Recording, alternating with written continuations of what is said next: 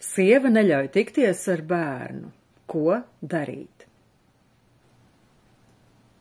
Ja nav vienošanās un nav arī tiesas spriedumu par saskarsmes kārtības noteikšanu, tad ir jāvēršas tiesā ar šādu prasību.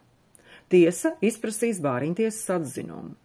Galvenais šajā lietā ir bērna intereses, vai bērna interesēs ir tikties un uz kādiem noteikumiem tikties. Bērna viedoklis tiek ietverts bāriņtiesas atzinumā. Ja jau ir tiesas spriedums par saskarsmes kārtības noteikšanu, bet tas netiek pildīts, ar bērnu neļauj tikties, tad ir jāvēršas pie tiesas izpildītāja, kurš fiksēs šo faktu un iesniegs tiesā pieteikumu, pamatojoties uz kuru tiesa uzliks naudas sodu vecākam, kurš neļauj tikties ar bērnu. Ja arī tad vecāks neļaus tikties ar bērnu, viņam var tikt piemērot krimināla atbildība vai administratīvā atbildība. Birojs var sagatavot prasības pieteikumu tiesai par saskarsmes kārtības noteikšanu attālināti, kā arī pārstāvēt tiesā.